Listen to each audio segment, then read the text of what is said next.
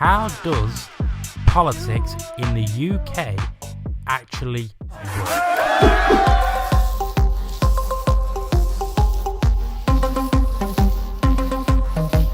Who is really in charge, and how do our local lobbyists, MPs, actually get elected in the first place? And we're going to find out. Is the king in charge of the UK? Does he have any power whatsoever? The answer is no. The monarchy used to have absolute power up until 800 years ago, when the Magna Carta was signed. Magna Carta told King John he's gotta be subject to law, agree tax with us too. Or otherwise known as the Great Charter. This, for the first time in English history, restricted the powers of the sovereign, of the monarchy. The Magna Carta spelled out the rights and responsibilities of King John of England and the ruling class of England in 1215. This told them what they can do, what they're allowed to do, and basically they just couldn't chop people's heads off because they wanted to. We also had the Bill of Rights in 1689, which I believe came about after King Charles I got executed. That also laid the groundwork for what the monarchy could do and what the monarchy couldn't do. And it also spelled out that the monarchy could not enter the House of Commons. That's why we have the tradition of the black rod banging on the door for the House of Commons to come into the House of Lords to basically attend at the Queen's or King's behest. Mr. Speaker, the Queen commands this honourable House to attend Her Majesty immediately in the House of Peers. Do England, Wales and Scotland and Northern Ireland have their own governments? Scotland has a devolved government, Wales has a devolved government, and the Northern Ireland has the Northern Ireland Executive. There is a power sharing pact between the Unionists and the Nationalists.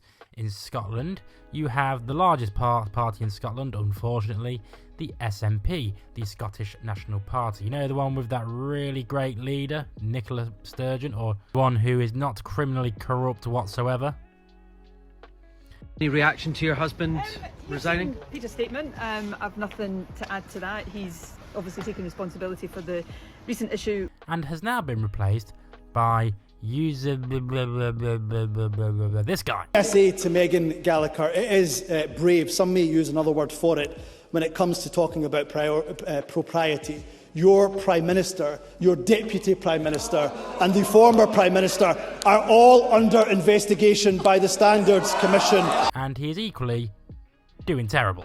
And it turns out that the SNP don't actually have any money because they don't have many members, because they're crap. Wales is commanded by Mark Drakeford. And you think you turn up here this afternoon and claim some sort of moral high ground? What sort of world do you belong in? Leader of Welsh Labour. Do you know the guy who put Wales through more draconian COVID measures than the rest of England? And obviously England is primarily controlled by the Joe Biden can spell it out perfectly. We've got news that Rashid Sunak is now the Prime Minister. Though the devolved governments have powers, such as local powers, such as transport, benefits, the UK, England, or Rishi Sunak, the Prime Minister, the government, have ultimate control over foreign affairs and overall finances. Who makes the law in the UK? The UK is split into three basic forms of government, or three ways of governing. That is the judiciary, the legislative and executive branches. That's the uncodified constitution. That is common law and statute law forming the uncodified constitution that we have in the UK. That is basically us going off previous precedents. Okay, the UK, the main UK government is made up of a bicameral chamber, the House of Commons and the House of Lords.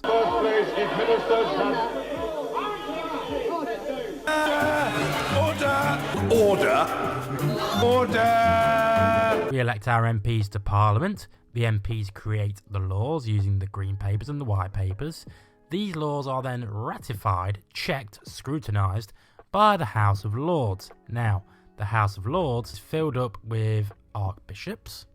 It is filled up with 90-something hereditary peers, the ones who have inherited it from their fathers and their fathers before them, and the rest are made up of political appointees, like Michelle Mone or Zach Goldsmith, people who have been appointed by the government themselves. So basically, it is the government's way of encroaching their own internal grip on power by just filling up the House of Lords with people they've appointed. We also have the Supreme Court, which basically prosecutes anyone who breaks those laws, the laws that are created by the legislative, the House of Commons, okay? And they do have the ability to overturn any government decision. The King gives royal assent to the laws created by the House of Commons, but in reality, he doesn't really have a choice. I have to notify the House in accordance with the Royal Assent Act of 1967 that His Majesty has signified his royal assent to the following acts. What are the political parties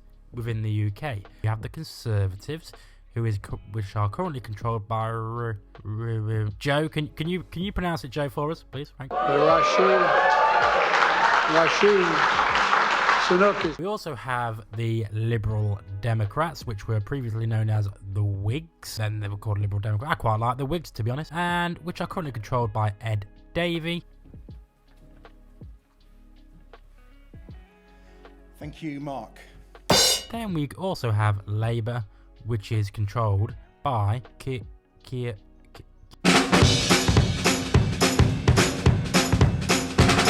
Now I'm the king of the swingers, so the centrist VIP.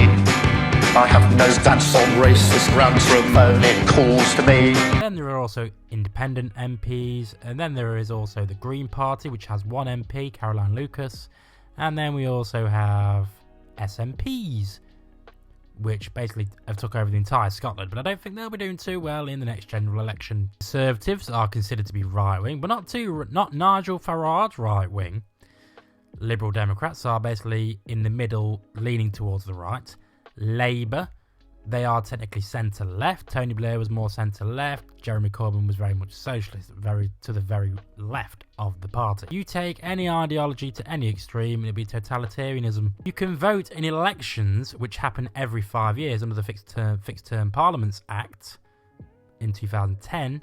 Previously, it was every 4 years. So every 5 years, we have a general election, and everyone has the chance to vote for their local MP. The party who returns the majority of local MPs to the House of Commons is considered the ruling party. They then control Parliament. An example of this was Boris Johnson returned a massive majority in the 2019 general election. Theresa May, when she called the general election in 2017, she didn't return a very big majority. In fact, it was a hung parliament because she did not return a majority.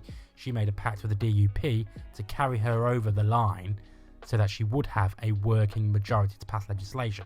Because if you don't have you can rule as a minority government, but it'd be very difficult to get legislation through the House of Commons. Usually, when there is a hung parliament, so no party returns a majority, they have to make deals with each other, compromise a little bit. David Cameron in 2010 allowed Nick Clegg to have a referendum on the first past the post system. That's how the UK's electoral system works. Nick Clegg wanted a referendum to have the alternative vote system installed in the UK. Safe to say, it didn't pass. Because why would they?